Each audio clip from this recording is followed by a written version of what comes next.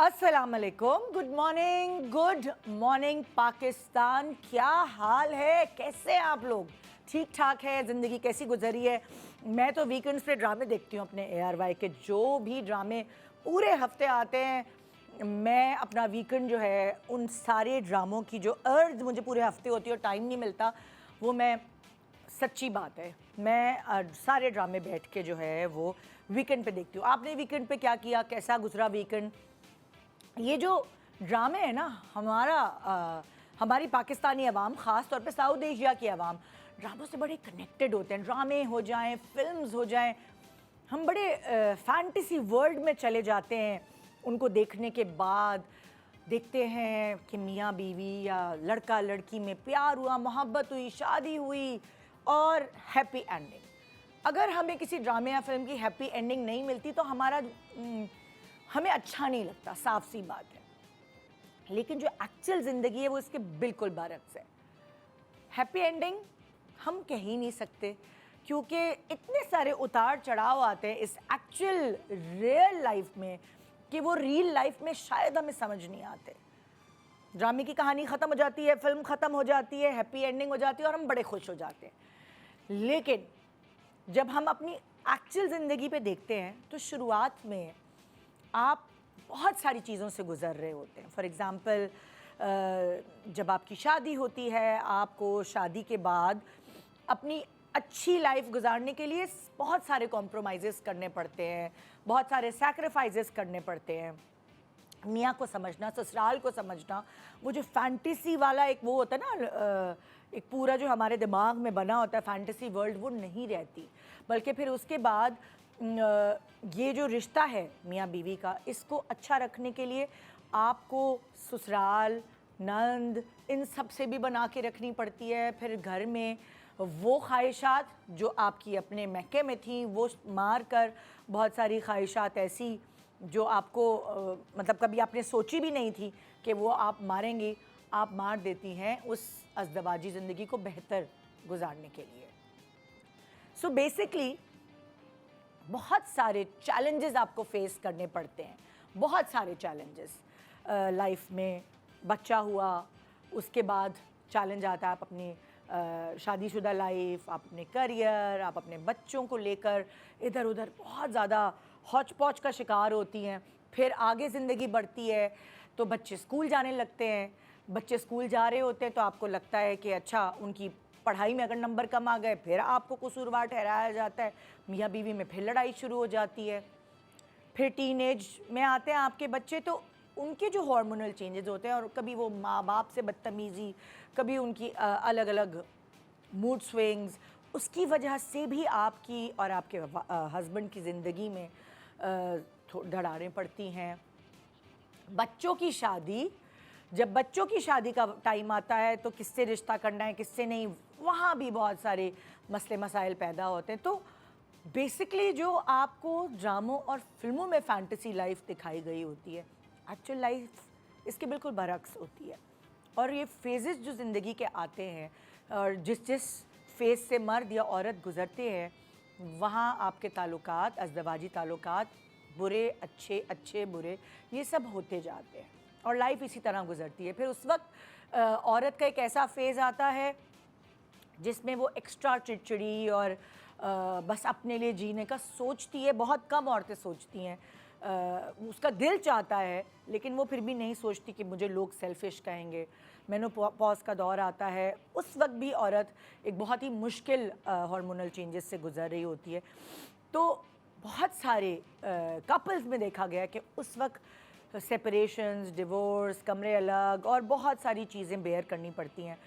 एक कपल को जो कहा जाता है कि ये एक दूसरे का साथ निभाएंगे मरते दम तक, एक्चुअली वो बात थोड़ी सी पीछे रह जाती है, क्योंकि जब इस तरह की टॉक्सिक ज़िंदगी गुजारी होती है आपने किसी के साथ, तो फिर एंड में दिल नहीं चाहता एक दूसरे की शक्ल देखने का। तो आप अपने रिश्ते को कैसे बेहतर बना सकते हैं? बहुत सारे थेरेपीज़ हैं आजकल, बहुत सारी टेक्निक्स हैं आजकल, तो क्यों ना हम साइंस से, साइकोलॉजी से फ़ायदा उठाएं और क्यों ऐसी बुरी ज़िंदगी गुजारें।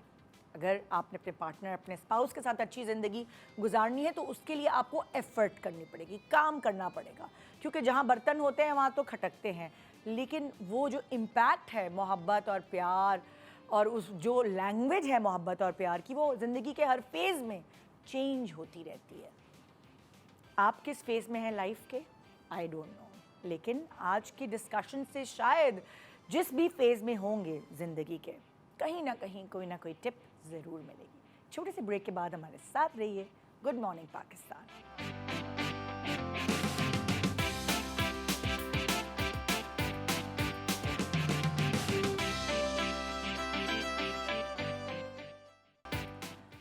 Welcome back. Good morning Pakistan. So हमारे आज का पैनल, मुझे लगता है जो मेरी अगली गेस्ट है ना, उनको मैं हमेशा कपल्स के शो में ज़रूर बुलाती हूँ। आपको किताब लिखनी पड़ेगी अब अज़दवाजी ज़िंदगी गुजारने की टेक्निक्स। रुबीना अशरफ हमारे साथ। अस्सलाम वालेकुम। आज मैं थोड़ी सी परेशान हूँ क्योंकि मैंने सोचा ये अब हर दफ़ा शादियों की बातें मैंने क्यों करनी है। आई मीन क्या वजह है, क्यों लग रहा है सबको कि मैं कोई एक्सपर्ट हूँ ऑन मैरिजेस एंड रिलेशनशिप्स। ऐसा कुछ नहीं है। सो मेरी बहुत लिमिटेड नॉलेज है एंड प्लीज़ अगर मैं कोई ऐसी बात कह दूँ कि सबको लगे कि बिल्कुल गलत कह रही हूँ तो हो सकता है वो गलत हो। मैं आपको इंट्रोड्यूस तो कर दूँ। ऑनेस्टली शायद ये मेरा अगला काम है। गजल सिद्दीक हमारे साथ। अस्सलाम वालेकुम। क्या हाल है? बिल्कुल ठीक ठाक। और पहली दफ़ा देखिए इस टॉपिक पर मर्दों का बात करना भी बहुत ज़रूरी है। मज़े की बात ये है कि पहली दफ़ा मेरे शो पे आ रहे हैं मेरे अगले गेस्ट, और वो रहनुमाई कर रहे हैं या लीड कर रहे हैं मर्द हज़रात को। ज़ाहिर है उनका बैकग्राउंड इस तरह का है कि भाई पोएट भी हैं, पेंटर भी हैं, और आप लोगों के सामने एज एक्टर नज़र आ रहे हैं, लेकिन भाई जो पुराने लोग हैं वो सब जानते हैं कि ये क्या क्या कहाँ कहाँ पढ़ा चुके हैं। तमग़ाए इम्तियाज़, प्राइड ऑफ परफॉर्मेंस, इनको आर्ट एजुकेशन के हवाले से मिला। ड्रामाज जो आपने इनके देखे हैं वो है नश्तर, पामाल, केस नंबर 9, खुदा के लिए और वरना जैसी मूवीज़ में भी इन्होंने काम किया। तो शाहनवाज ज़ैदी साहब आज हमारे पास पहली दफ़ा शो पे। अस्सलाम वालेकुम। वालेकुम सलाम। क्या हाल है? I am good, thank you. और आपका इंट्रोडक्शन मुझे करना चाहिए था क्योंकि आप पहली दफ़ा आए हैं और मैं आपको पहली दफ़ा ही ऐसे टॉपिक में फंसा दिया। कोई नहीं, मैं थोड़ा सा इंट्रो दे देती हूँ। Please please. यूनिवर्सिटी में जब मैं पढ़ती थी, Punjab university fine arts department में, तो हमारे हेड ऑफ द डिपार्टमेंट थे। ओए होए। एक बहुत ही handsome head of the department जिन पे हम सब उस ज़माने में बहुत दिल और जान से फ्लिप थे। And then he became a co actor and now the voice of all the man. शादियों के बारे में हम बड़े खुश हैं कि आज हमें एक दूसरा पॉइंट ऑफ व्यू भी सुनने को मिलेगा। और ये इनकी एक्सपर्टी है ना, दो हैं इनकी जिंदगी। जी वैसे दो तो एक्सपीरियंसेस हाँ ये है ना। अच्छा, मेरी अगली गेस्ट है, मतलब ऑब्वियसली उनके बगैर तो शो हो ही नहीं सकता ना। एक्सपर्ट राय बहुत ज़रूरी है। हम तो अपने एक्सपीरियंसेस के बिरते पे बात करते हैं, लेकिन ये ज़ाहिर है अपनी एजुकेशन और एक्सपीरियंस के हवाले से बात करेंगी। Saima Hashim, psychotherapist, couples counsellor. अस्सलाम वालेकुम। क्या हाल है? वेरी वेल, आप कैसे ठीक ठाक है? आज आपके पास थोड़ा सा डिफरेंट गेस्ट आए हैं, वरना बिल्कुल। रुबीना आपा के साथ तो आप आ चुकी हैं जी। और गज़ल के साथ भी शायद जी आ चुकी बिल्कुल। हैं। जी, तो शुरुआत करते हैं, किससे करें? आपसे करते हैं, चलें। जी ज़रूर। एज मर्द, एज मेल आप लीड कर रहे हैं ना, आदमियों की रहनुमाई कर रहे हैं। जिम्मेदारी पूरी। जिम्मेदारी। मुझे आप इस हवाले से बताएं कि जो आदमी है वो क्या सोच के रिश्ता अज़दवाज में बनता है, वो क्या सोचता है कि उसकी क्या लाइफ होगी। कुछ तो सोच होगी ना, जैसे ख़वातीन की होती है। मैं ख़वातीन के हवाले से इनसे पूछूंगी, आप मर्दों की रहनुमाई अगर करें तो क्या सोच होती है? मेरे ख्याल में जो सोच होनी चाहिए होती है या नहीं होती, ये डिपेंड्स। लेकिन जो होनी चाहिए वो ये है कि you should be in love. I think मैं बहुत ज़्यादा हक़ में नहीं हूँ इस बात के कि आप अरेंज मैरिज करें। ओके। और अगर आदमी करे तो मुझे लगता है कि भाई क्या व्हाट्स रॉन्ग विद यू, आपको कोई नज़र नहीं आया, कोई नहीं मिला ऐसा कि जो आपसे इम्प्रेस हुआ हो या कुछ।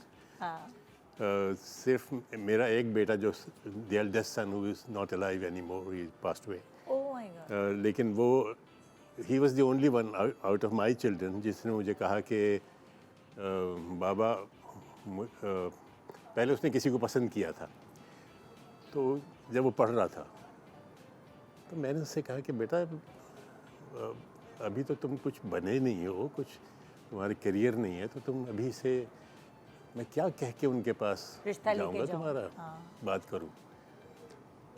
तो वो कहने लगा कि मतलब ही वॉज बेटा अपसेट, लेकिन वो खामोश रहा। फिर जब वो अमेरिका चला गया और जॉब मिल गई उसको और he was doing very well, तो वो वापस आया तो मुझे कहने लगा कि आपने मुझ अच्छा हाँ, मैंने ये भी कह दिया था कि तुम पहले अपने पैरों पे खड़े हो जाओ, कुछ बन जाओ, उसके बाद तुम जिससे कहोगे मैं तुम्हारी शादी करता हूँ। अच्छा, वो मुझे कहने लगा कि आपने मुझसे वादा किया था कि मैं जिससे कहूँगा आप शादी करेंगे, अब फलां लड़की से मैं शादी करना चाहता हाँ। हूँ। मैंने कहा भाई मेरे ये मतलब थोड़ी था कोई मैं पता किस तरह से वो अगर तुम्हें पसंद करती है उससे बात कर लो, तो वो खुद भी बाहर गई हुई थी और वो मतलब she is an educated girl, तो आप उससे बात कर ले, अगर वो आपको पसंद करती है तो ठीक है कर ले। वो कहे नहीं, आपने मुझे कहा था, आपने मुझसे वादा किया था बाबा, आपने मुझसे वादा किया था हाँ। कि मैंने कहा भाई मेरे वादे का बिल्कुल ये मतलब नहीं था। बहरहाल मैं ये है कि मैं उनके वालिद से बात कर लेता रिश्ता हूँ, भेज देता हूँ। हाँ। कह देता हूँ उनसे कि भाई इस तरह। मैंने उनसे कहा तो उन्होंने कहा कि भाई वो मतलब लड़की भी एडल्ट है, आप मिल लें, वो बात कर, अगर पसंद करे तो ठीक है, लेकिन उसका इरादा वहाँ अमेरिका में जाने का नहीं है। अच्छा, लड़की का लड़की का, कि वो सेटल नहीं होना चाहती वो। हाँ वो यहाँ थी, मतलब वो यहाँ अच्छा। रहना चाहती थी, अमेरिका से हो आई थी। अच्छा। बहरहाल वो नहीं हो सका। फिर मैंने उससे कहा कि भाई अपनी पसंद से शादी करो खुदा के लिए। Then he married a Chinese girl that he अच्छा। loved. अच्छा। इस तरह है, मैं समझता हूँ कि अपनी पसंद से आपको शादी करनी चाहिए। आपको लगता है उसमें ज़्यादा बेहतर ज़िंदगी गुजार पाता है इंसान? अगर बेहतर हो या ना हो, लेकिन आपकी जिम्मेदारी अपनी तो होती है ना। हाँ। बाद में किसी को ब्लेम तो नहीं बाद कर में सकते। अम्मा अब्बा को पकड़ेंगे, आपने फंसवा दिया। आपने मुझे फंसवा दिया, आपने ये कर दिया। हाँ। किसी और को ब्लेम करने के बजाय अपने आप पे आप जिम्मेदारी लें। और आपको लगता है कि हर मर्द की सोच अलग होती है शादी के इंस्टीट्यूशन, मतलब लाइक अगर शादी के हवाले से बात करें इसको लेकर, हर मर्द की सोच अलग होती है। जाहिर है, हर इंसान की सोच अलग है। हाँ। मर्द भी बेचारे इंसान ही नहीं, जैसे ख़वातीन को एक पूरा बहुत अच्छा एक सिनेरियो दिखाया जाता है जो अक्सर लड़कियां इस शिकंजे में फंस जाती है। ओ फैंटेसी वर्ल्ड, क्योंकि अम्माएँ लिपस्टिक नहीं लगाने देती थी एक ज़माने में, अब तो खैर हम नहीं उस तरह की अम्माएँ, लेकिन शादी के बाद करना साड़ी, शादी के बाद पहनना फलाना, शादी के बाद करना घूमने फिरने जाना और शादी के बाद करना, तो हर चीज़ वो शादी के बाद का। और अभी भी बहुत सारे घरों में ऐसा ही सिनेरियो है। यही समझते हैं कि शादी हर चीज़ का हल है। हाँ जी, तो वो हमें तो ऐसे उल्लू बनाया हमें हमारे ज़माने में शादी का दूसरा मतलब जो था वो आज़ादी। आज़ादी। आज़ादी था। अब फॉर गर्ल्स, लड़कों के लिए ऑन द अदर हैंड शादी का मतलब शायद फ़र्क था, लेकिन जो हमें समझ आता है वो ये था कि एक मैरिड लाइफ दे वांट, जिम्मेदारी है। एक जिम्मेदारी। एंड यू नो लड़कियां तो जाहिर है अच्छी लगती ही थी, but then you will have a wife of your own, somebody you can call your own, who would probably look after you also, क्योंकि एक ज़माने से ये तो चला ही है ना कि आप you will be looked after.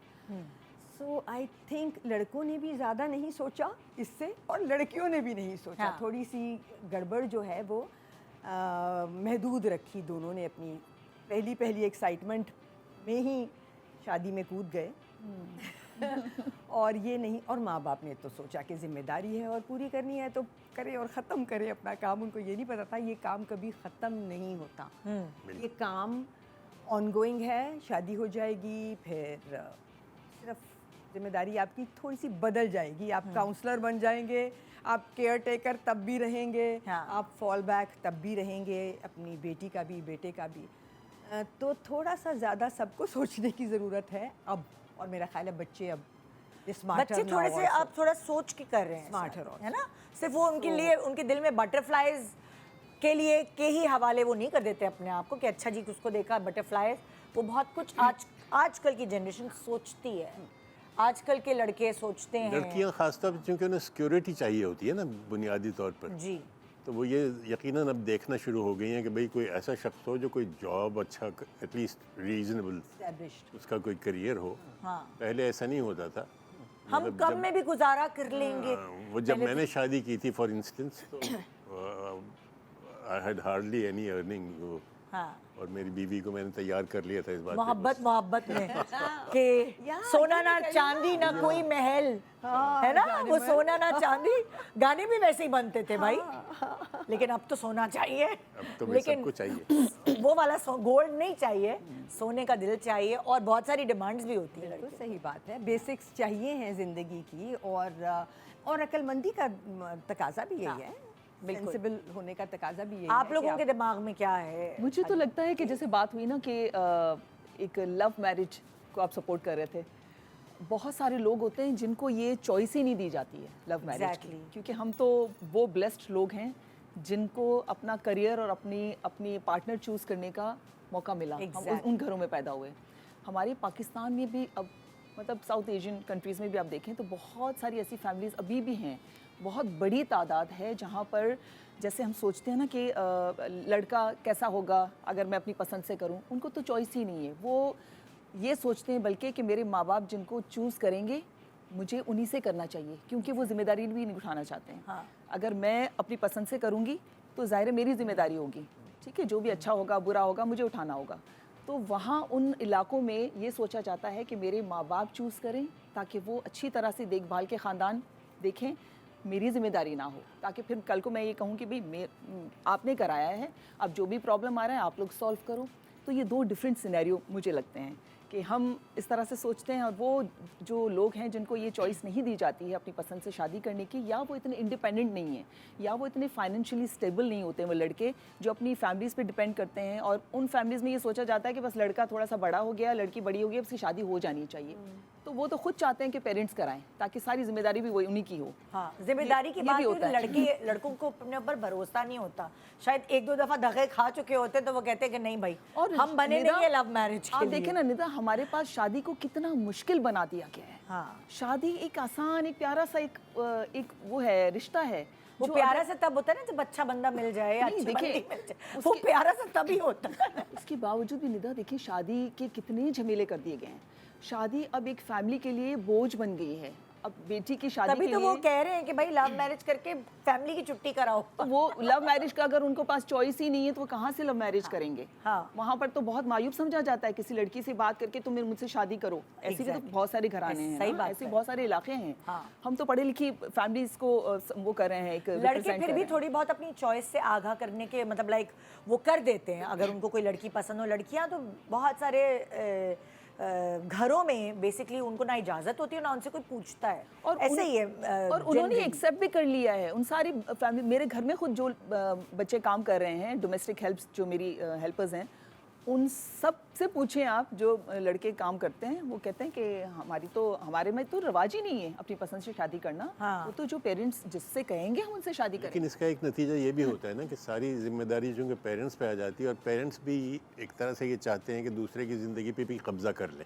बिल्कुल। हम समझते हैं कि औलाद जब हमारी पैदा हुई है तो अब ये हमारी प्रॉपर्टी बन गई है, Exactly। और अब इसका हर डिसीजन हमारी मर्ज़ी से होना चाहिए। हाँ। यानी हम उसकी ज़िंदगी भी जीना चाहते हैं, विच इज़ वेरी सैड। हालांकि औलाद एक इंडिविजुअल है, मतलब आपने पाल दिया पोस दिया सही है, उसके बाद जब आपने उसको इतना शऊर दिया है तो फिर ये उसका ये उसकी ज़िंदगी है, उसको अपने तरीके से रहने दो यार। कि मैं तो ये सोचती हूँ कि एक कुआं है जिसमें छलांग लगानी है, तो आपको उसका पानी पता होना चाहिए, उसकी डेप्थ पता होना चाहिए, पानी कितना खारा है, मीठा है, कितना गर्म है, ठंडा है। एटलीस्ट शादी भी इसी तरह से ना। आप सुने, ये शऊर भी तो हमें तब शादी के बाद ही आता है ना, जाके जब चिड़िया चुग गई खेत, ये कभी पूरी तरह पता नहीं चल सकता। और क्या, उस वक्त ये तो हमारे पास तभी नापने पता का चलेगा। पैमाना नहीं होता। ये तो तभी पता चलेगा जब अगला आपको पता चलने देगा।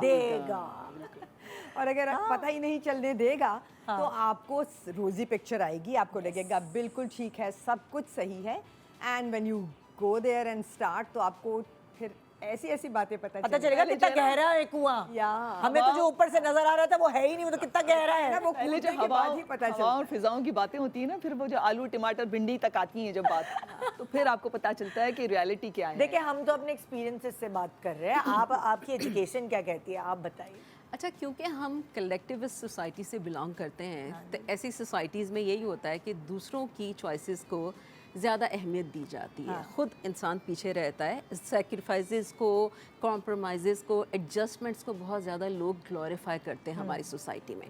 और शुरू से मेजॉरिटी फैमिलीज़ में यही होता है कि आपके छोटे मोटे बड़े हर तरह के डिसीजंस पेरेंट्स ले रहे होते हैं, तो ऑटोमेटिकली शादी का डिसीजन भी वही लेते हैं, क्योंकि एक आपका कल्चर बन चुका है कि डिसीजंस पेरेंट्स का बेहतर होगा, तो वही डिसीजन लेते हैं। और वहाँ पे डिसीजन लेने में यस, ये पॉइंट एक है कि आप रिस्पॉन्सिबिलिटी उन पर डाल दें, लेकिन ये सेकेंडरी पॉइंट है। प्राइमरी पॉइंट यही है कि इतना कंट्रोल होता है पेरेंट्स का बच्चों की ज़िंदगी पे कि वही कंट्रोल शादी तक भी जाता है। और शादी के बाद मैंने देखा कि अक्सर लोग कहते हैं कि जी लड़की लड़के को ना अपने मामला खुद सुलझाने चाहिए, ठीक है, पेरेंट्स को बीच में नहीं लाना चाहिए।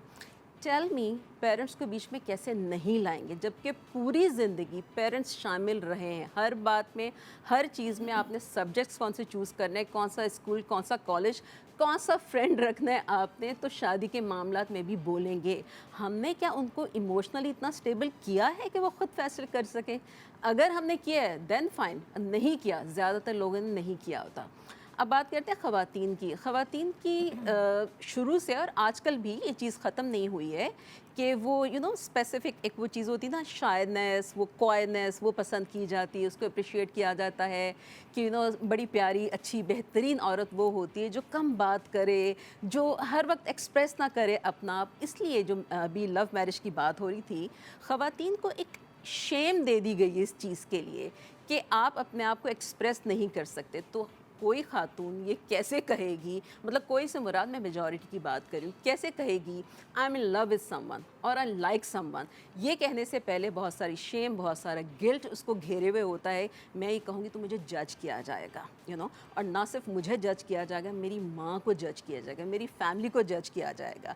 तो ये चीज़ें, लेकिन अब तो खैर ये रिड्यूस हो रही हैं। और जहाँ तक वो बात हो रही थी गोल्ड की और जॉब की, वो सारी चीज़ें जो हैं उसमें भी पहले शेम दी जाती थी। पैसे की बात करनी है, पैसे की बात क्यों करनी है? लालच है, गोल्ड डिगर, हाँ, लालच है, क्यों? पैसे से ही तो बेशतर काम हो रहे हैं दुनिया के।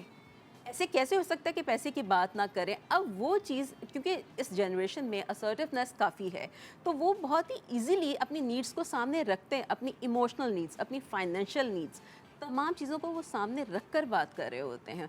इसीलिए जो ओल्डर जनरेशन्स हैं, ज़्यादातर मैं कहूँगी उनसे ये चीज़ इतनी बर्दाश्त नहीं होती है। और ये कहा जाता है कि ये तो बागी हो गए हैं। बागी नहीं हो गए हैं, उनके अंदर क्लैरिटी है बहुत ज़्यादा, जो हमारे अंदर नहीं थी।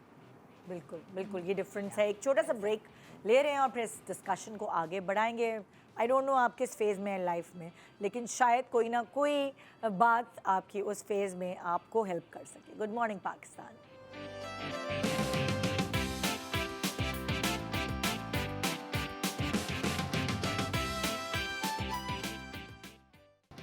Welcome back. Good morning Pakistan. So हम डिफरेंट स्टेजेस ऑफ लाइफ के हवाले से बात करें। एक मैरिड कपल की लाइफ एंड तक कैसे अच्छी रह सकती है, बेसिकली हम उसके ऊपर बात कर रहे हैं, क्योंकि ये वाली जो पार्टनरशिप है ये देरपा होती है। आपके बच्चे बड़े होते हैं, आपके वालिदैन भी एक सर्टन एज तक आपके साथ रहते हैं, बहन भाइयों की अपनी अपनी ज़िंदगियाँ हो जाती हैं।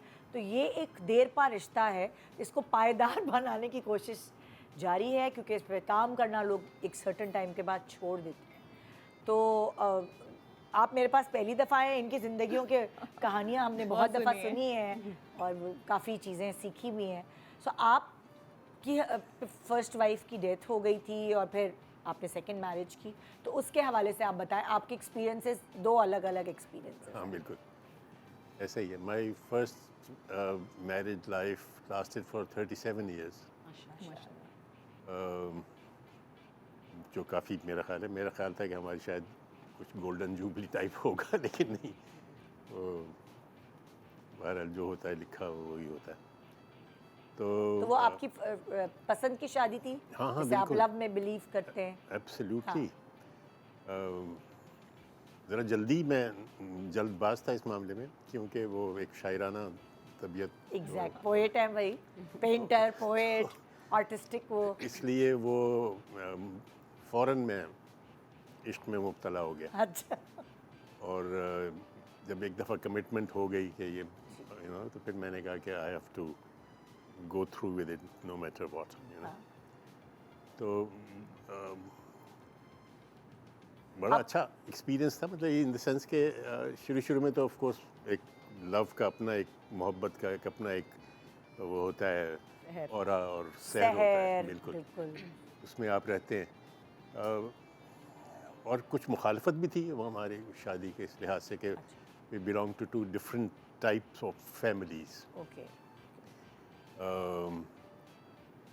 थोड़ा सा वो फेथ का भी थोड़ा सा फ़र्क था, सो कॉल्ड शिया सुन्नी का, अच्छा फिर पंजाबी और उर्दू स्पीकिंग का था फ़र्क, फिर वो कोई मुश्किल चूज किया आपने सैयद और राजपूत का फ़र्क था, ओए होए अच्छा और फिर ये कि वो उसके वालिद जो हैं वो कोई पसंद कर चुके थे उसके लिए, ओके और वो तकरीबन उनके साथ उनकी हाँ वगैरह हो चुकी थी, ओके तो वो बिल्कुल इस मूड में नहीं थे कि ये बदले, क्योंकि उनका ख्याल था कि मैंने एक सही सिलेक्शन कर ली है और ये अभी ना इसका कोई करियर है ख़ास। Although I was teaching in the university but I was very young. हाँ मैंने गॉट मैरिड, मेरी 24 साल का था मैं, ओहो ओके तो वो ज़रा अर्ली है एक लड़के के लिए शायद। जी मेरे घर वाले ज़रा ज़्यादा लिबरल थे तो उन्हें कोई एतराज़ नहीं था, लेकिन वो भी थोड़ा देख रहे होते थे खामोशी से कि भाई क्या है ये, मतलब अभी बहुत अर्ली है शायद, हाँ। You know, but they never said it. उन्होंने कहा जैसा तुम चाहो वैसा तुम कर लो। तो वो काफ़ी मुखालफत के बाद वो शादी हुई, अच्छा और ज़्यादा वक्त हमें इसलिए नहीं मिला कि वो अकेली थी अपने मतलब अपनी फैमिली में। अच्छा। He was the only daughter, okay और ना भाई था ना कोई और तो उसको ये था कि बच्चे होने चाहिए। All her life she felt that loneliness okay कि मैं अकेली हूँ। बहुत जल्द हमने इसमें किया कि कितने बिल्कुल बच्चे आपके माशाल्लाह 4 बच्चे हुए हमारे। अच्छा तो लेकिन शुरू के ये हुआ कि इंसिडेंटली वो एक अजीब वाक़या हुआ कि शादी से पहले उसने मुझे कॉल किया। जॉब करनी थी उसने, तो वो उसके लिए कुछ हेल्थ का टेस्ट करते हैं ना, बुनियादी एक टेस्ट होता है आपका। थैलेसीमिया का आई गेस नहीं तो वो मतलब एक जनरल चेकअप होता है आपका, मेडिकल टेस्ट होता है। अच्छा गवर्नमेंट जॉब थी सो, तो उसने मुझे फ़ोन किया रोते हुए कि आई एम डायबिटिक। अच्छा अच्छा But her mother was also diabetic and very severely diabetic, and she died young because of the diabetes. At that time कोई इलाज इतना अच्छा होता नहीं था डायबिटीज़ का। तो उनकी उसकी वालदा की इस तरह डेथ हो गई थी अर्ली, तो उसको बहुत खौफ था इस बात का, और फिर वो हो गया। शादी से पहले उसने मुझे फ़ोन किया कि भाई मुझे तो डायबिटीज़ है, अब तुम देख लो, सोच लो मतलब कि तुमने शादी मुझसे करनी है कि नहीं। हाँ मैंने कहा कि ऑफ कोर्स मैंने करनी है यार, पहले नहीं भी करनी थी तो ज़रूर करनी। जैसे कि होता है एक आइडियलिस्ट आदमी का बिहेवियर। तो हमारे जो पहले दो, मैं इस हवाले से बता रहा हूँ कि हमारे जो पहले 2 बच्चे पैदा हुए उनकी डेथ हो गई। One was pre mature, the other was normal, pregnancy लेकिन वो डायबिटीज़ सही तरह कंट्रोल नहीं हो सकी, ओके क्योंकि वो बहुत अर्ली में बात कर रहा हूँ, करोड़ों साल पुरानी। तो इस लिहाज से उस वक्त इतना अवेयरनेस नहीं, अवेयरनेस नहीं थी तो वो कोई गोली वोली देते थे, डायबिटीज़ होती थी उस टाइम पे, होना चाहिए था क्योंकि जुवेनाइल डायबिटीज़ थी, तो इसलिए इंसुलिन होने लगनी चाहिए थी, लेकिन वो नहीं था। हाँ तो इसलिए वो बच्चे जो थे वो सरवाइव नहीं कर वी लॉस्ट 2 चिल्ड्रन, और ये बहुत ट्रॉमेटिक था हमारे लिए, क्योंकि इतना अर्ली, और फिर डॉक्टर ने कहा कि जी आपको मेरा ख्याल है कि बच्चे नहीं हो सकते, इसलिए कि your uterus perhaps repelling the children. ये एक और एक काइंड ऑफ ट्रॉमा। मैं चूँकि हम लोग 11 बहन भाई हैं, इसलिए मैंने तो कहा कोई बात नहीं यार, अगर नहीं भी होते बच्चे तो हाँ अच्छा लेकिन है। वो लोनली थी और उनको लेकिन वो उनको आखिर ज़्यादा बच्चे थी तो होने चाहिए, ये वो भाई अब क्या किया जा सकता है। बहरहाल उसी दौरान में एक मुझे ऑफ़र मिली, I was teaching in the Punjab university at that time. Offer मिली मुझे एक नैरोबी यूनिवर्सिटी से एक लेक्चर सीनियर लेक्चर की जॉब थी। मैंने ऐसे ही अप्लाई कर दिया और मुझे मिल गई वो जॉब। तो वहाँ चले गए, 1 साल 2 साल के लिए हम गए थे। लेकिन वहाँ इतना खूबसूरत मौसम था, क्योंकि नैरोबी का मौसम मेरा ख्याल है दुनिया का सबसे अच्छा मौसम है। इसलिए कि वहाँ ना किसी घर में पंखा है, ना किसी घर में एसी है, ना किसी घर में हीटर है। ज़रूरत ही नहीं है, पॉल्यूशन ही नहीं है आप कह रहे हैं। ज़रूरत ही नहीं। इतनी ठंडी खूबसूरत हवा चलती रहती है हर वक्त, और वो मौसम सारे साल रहता है ऐसा जैसे कभी अगर यहाँ हो तो आप कहते हैं कि चलो आज तो पिकनिक पे चलना चाहिए। ये मतलब आप उसका असर आपकी ज़िंदगी पे इट इज़ हुआ। अनबिलीवेबल। हाँ। सो अगर हम 2 साल के लिए गए थे तो 8 साल में रहा वहाँ पर, हम लोग ओह, रहे। अच्छा, मेरे बच्चे वहीं पैदा हुए माशाल्लाह। और वो वहाँ पे medical care was far better. Oh yes, oh Allah yes. की बेहतरी कहाँ अल्लाह ताला किधर लेके अल्लाह की जाता है, बेहतरी। सोचे जब उसने बिल्कुल, दुनिया में चीज़ देनी है तो फिर आपकी ये सारा वक्त एक उसमें गुजर गया, मतलब इन बच्चों को देखने में और वो और सारा कुछ हाँ हाँ। एक के बाद एक, मतलब क्योंकि आपके वो 2 बच्चे वहाँ जल्दी और में हुए या फिर 4 चारों और? मेरे वहीं बच्चे पैदा हुए। माशाल्लाह, मतलब ऑल टुगेदर माशाल्लाह। 6 बच्चे आप। नहीं 4 ही। नहीं नहीं 4 ना, 2 तो एक्सपायर हो गए ना उसके पैदा बाद होने से 4 पहले। और हुए या 2? हाँ, उसके बाद 4 हुए। सो वो वही कह रहे हैं ना, उनको शौक था। और वो तो आपने वो वाला टाइम जो मियाँ बीवी वाला टाइम होता है ना कि चलो बच्चे बड़े हो जाए, फारिग हो जाए, फिर हम एक दूसरे के, तो वो आप नहीं उनके साथ गुजारा। वो हाँ उस तरह से नहीं हुआ। हाँ और जब जाहिर है कि उसको बहुत हॉस्पिटलाइजेशन की ज़रूरत पड़ती थी every time she would become अच्छा। प्रेग्नेंट। तो तकरीबन सारे वक्त ही ज़्यादा वक्त हॉस्पिटल में ही गुजरता था, वो स्टेबलाइज करने के लिए हाँ। शुगर वगैरह। तो मैं फिर वो मुख्तलिफ वहाँ पे कुछ ऐसी वो सोसाइटीज़ थी, जैसे एक नाटक ग्रुप था हाँ जो वहाँ पे ड्रामे वगैरह करते थे लोग, स्टेज प्लेस। हाँ। तो वहाँ पे वो उसमें मैंने हिस्सा लेना शुरू कर दिया एज एन एक्टर। आपकी लाइफ जो है ना वो पूरी एक किताब वाली है ज़िंदगी कि मियाँ बीवी एक आम लाइफ नहीं है आपकी। मतलब एक दूसरे का साथ देना मुश्किल वक्त में, फिर डायबिटिक पेशेंट वो उन्होंने पहले से ही डायग्नोज हो गया शादी से पहले। लाइक एक सुनने में मतलब हमें ऐसा लग रहा है कि एक नॉर्मल कपल की कहानी नहीं है ये। ज़ाहिर है जब वो हॉस्पिटलाइज होती होंगी तो आपके बाकी बच्चों की को देखना, उनका ख्याल रखना, एज फादर मदर दोनों तरीके से आपको रखना बिल्कुल। पड़ता आप होगा। कैसे थे? हैंड्स ऑन फादर थे? यू वुड हाँ, help yes yes raising the children course. And हमारे, क्योंकि मैंने जो देखा था वो मुख्तलिफ था।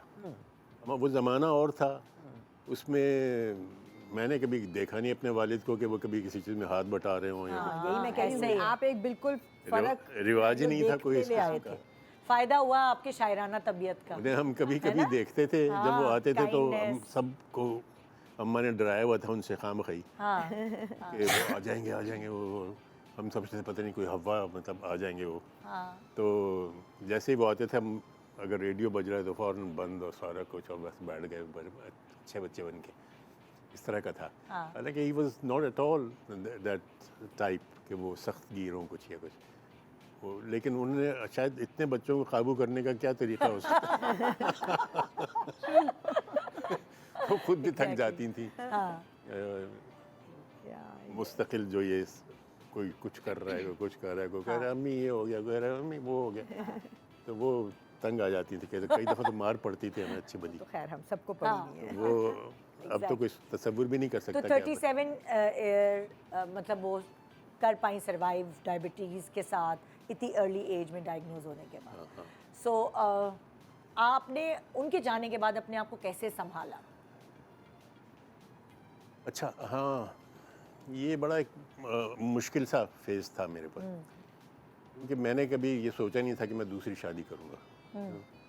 बल्कि कोई जिक्र करता था तो मैं हंसता था कि यार क्या ये मतलब कोई टाइम है, मतलब ये गलत है ये, और मैं ख़िलाफ़ था इसके, प्रैक्टिकली ख़िलाफ़ था इस बात। फिर ये हुआ कि कुछ अरसे बाद मुझे एक अजीब सी एक डिसोरिएंटेशन फ़ील होनी शुरू हो गई चीज़ों के बारे में ना।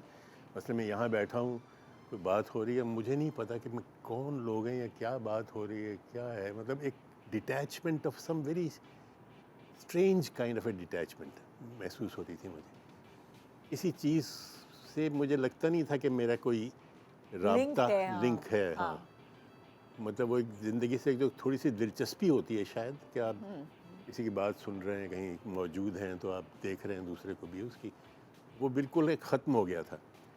और मुझे लग रहा था कि मैं I think I am losing my mind और something, you know, because although I was busy in doing so many things, painting है या कुछ और है, स्कल्पचर है, राइटिंग है, कुछ भी कर रहा था मैं, लेकिन वो एक अजीब सी डिटैचमेंट मुझे फील होती थी।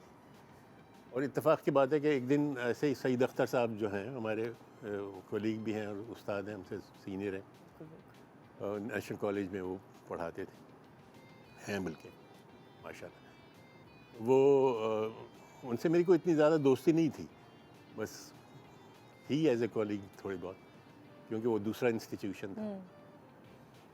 तो एक दिन ऐसे ही उनका फ़ोन आया मुझे आउट ऑफ द ब्लू, और मुझे छुटते ही उन्होंने कहा कि शाहनवाज़, मैंने कहा जी, यार तुम शादी कर लो। मैंने कहा मारा, मैंने कहा क्यों भाई, क्यों कर लूँ शादी? तो कहने लगे कि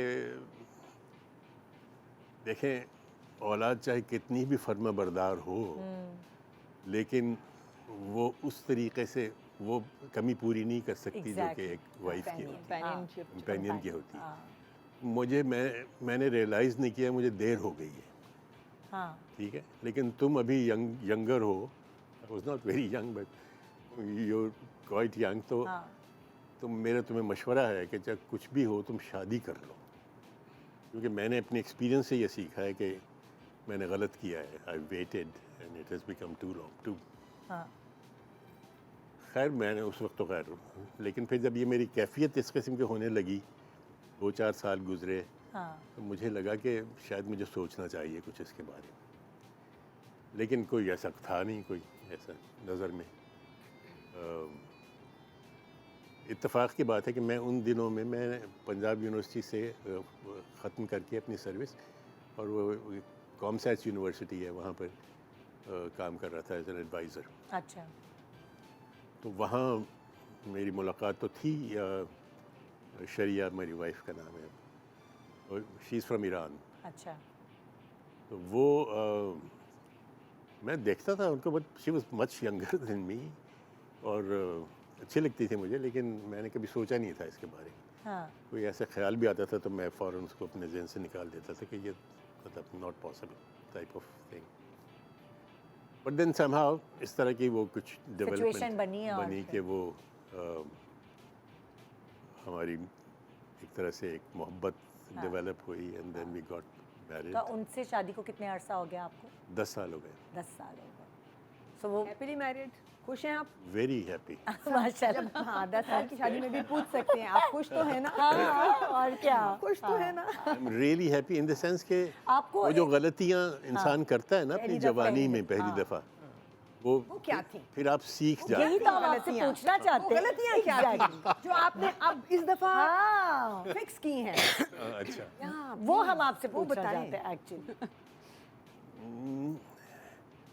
वो ये है कि दे दे सोचने का। नहीं सोचने की बात नहीं है। पेन पेपर भी दे। वो ये है कि मुझे मेरी वाइफ ने ना, पहली जो मेरी वाइफ थी शाहीना उनका नाम, उन्होंने काफ़ी बिगाड़ रखा था, अच्छा। इन द सेंस कि वो she was in love with me, and वो जमाने का नॉर्म भी है। हाँ वो मतलब मैं कोई किसी काम में हाथ नहीं बटाता था, अच्छा। ज़र्रा बराबर भी, हाँ। घर के कामों में। ओके।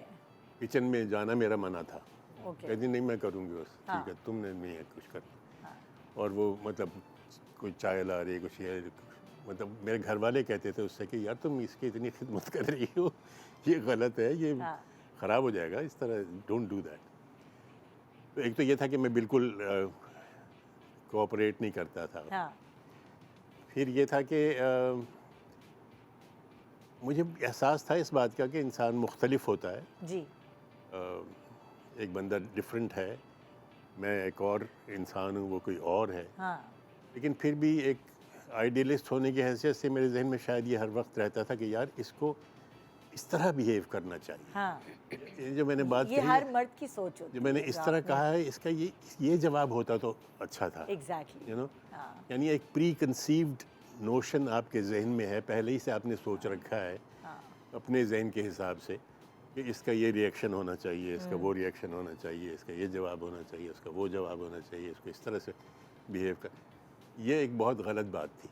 कितनी अच्छी बात कही है और कितने ब्रेव हैं आप कि इस चीज़ को एडमिट कर रहे हैं, क्योंकि ये एक आम क्योंकि ये चीज़ बहुत बनी हुई है। ये बहुत होता है हाँ, और ये बहुत ही ख़तरनाक बात है। इससे मतलब बहुत ख़राबी पैदा होती है। घुटन पैदा होती है इससे आपके रिश्ते आप दूसरे बंदे को स्पेस ही नहीं दे रहे कि वो हाँ। अपने एज एन इंडिविजुअल एग्जिस्ट करे और वो जैसा है वैसा रहे। मतलब मैं चाहता था कि वो, because she was also my class fellow, तो वो she was a painter also. हाँ जब ये शादी हुई तो उसने बिल्कुल पेंटिंग में खैरबाद कह दिया। हाँ किताब भी कोई नहीं पढ़ती थी, बस घरेलू कामों में लगी रहती थी, which was fine, but I didn't realise. मैं यही कहता रहता था कि तुम पेंट नहीं करती हो, तुम कुछ पढ़ती नहीं हो, मतलब ये क्या है, या यू नो तुम एक लॉजिकल तरीके से नहीं सोचती हो।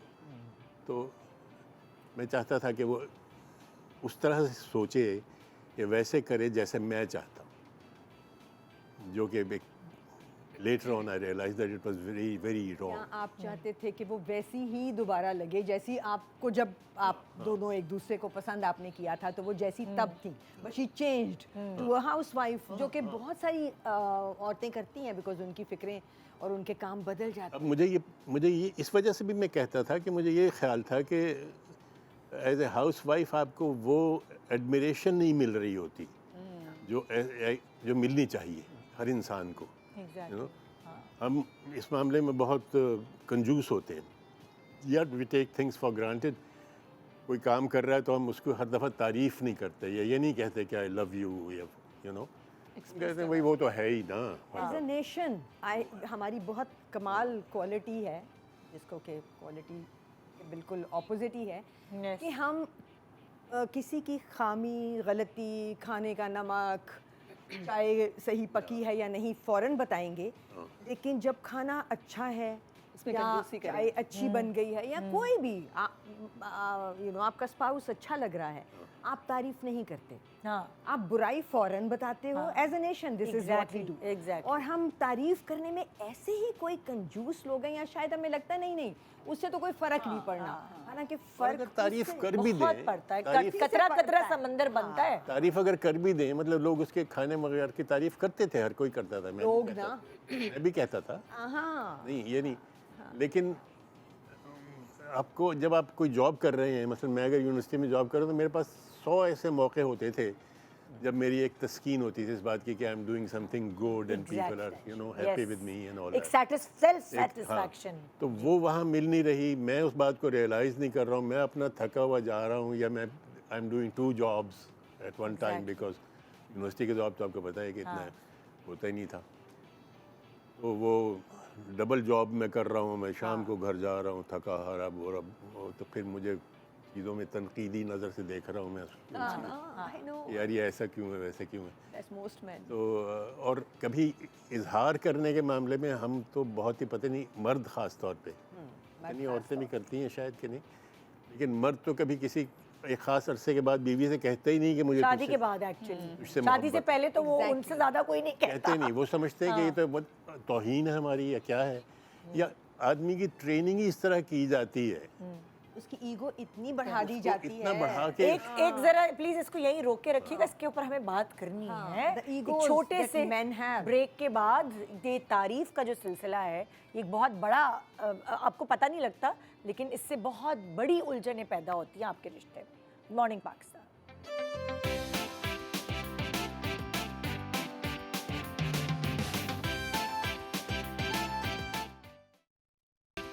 Welcome back, good morning Pakistan. बात तो अज़दवाजी ज़िंदगी की हो रही है, लेकिन हम आपकी सेहत की बात भी कर लें कि खाने के बाद ज़रूरी है कि आप अपने डाइजेस्टिव सिस्टम का ख्याल रखें, और उसके लिए टिपाल ग्रीन टी बेहतरीन हल है कि आपके खाने को हज़म करने में मदद करती है, आपके बढ़ते हुए वज़न को जो है घटाने में मदद करती है, मेटाबॉलिक प्रोसेस इंक्रीज़ करने में मददगार साबित होती है, कैंसर से दिफा करने में आपकी हेल्प करती है, एंटीऑक्सीडेंट है जो बढ़ती हुई उम्र के असरात को मध्यम करती है।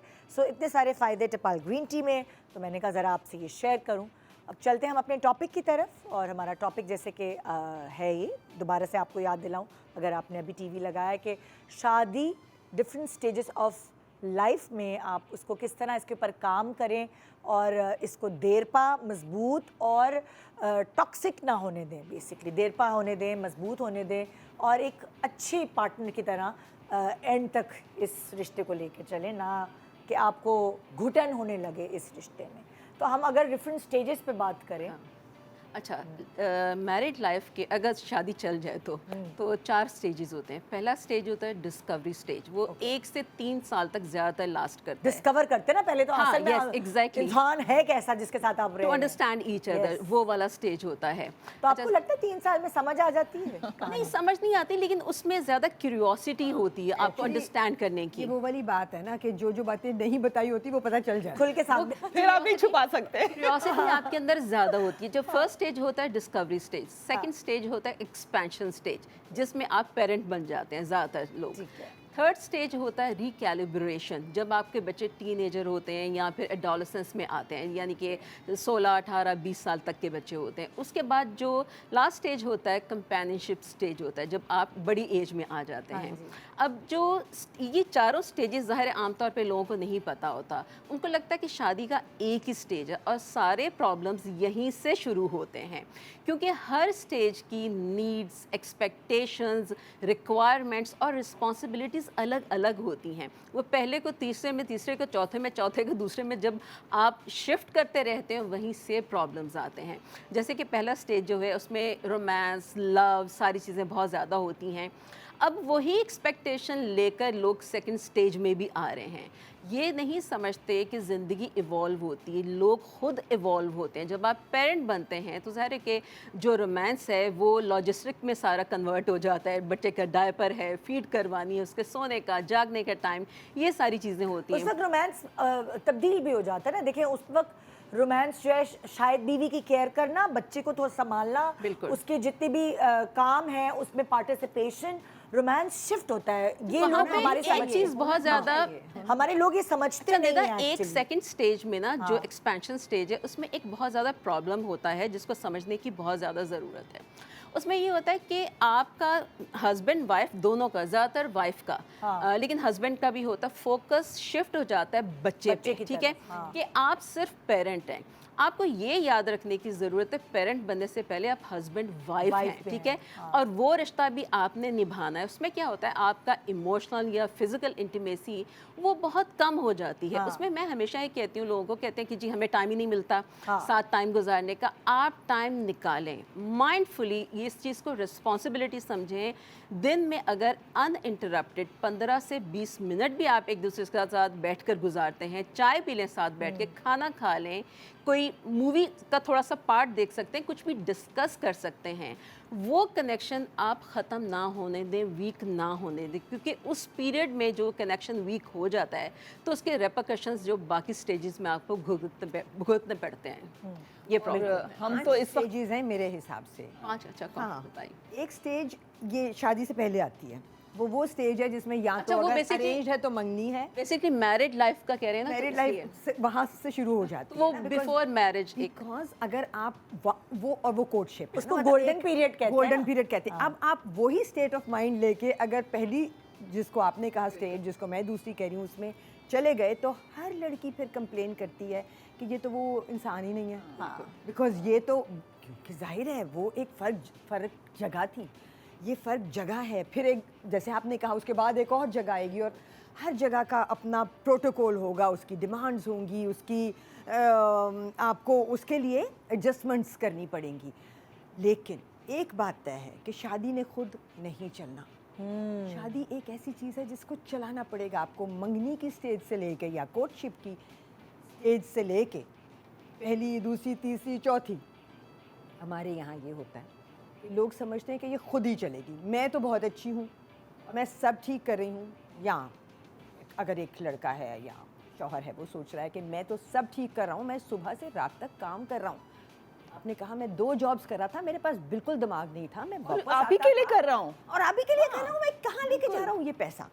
और मैं अगर आके और ये नहीं सुन रहा कि तुम्हारा दिन या पूछ रहा कि तुम्हारा दिन कैसा गुजरा, तो आई एम सॉरी, मैं चाहता हूँ कि उस वक्त मेरी टेक केयर की जाए। which is slightly off, है ना, वो ये बात ऑफ बहुत है। ही अच्छी बात की है आपने कि आपको मैरिज खुद ब खुद नहीं चलती, उसको चलाना होता है। आपने हर स्टेज पे जो मोहब्बत रोज़ नहीं बढ़ती वो रोज़ मरती रहती है।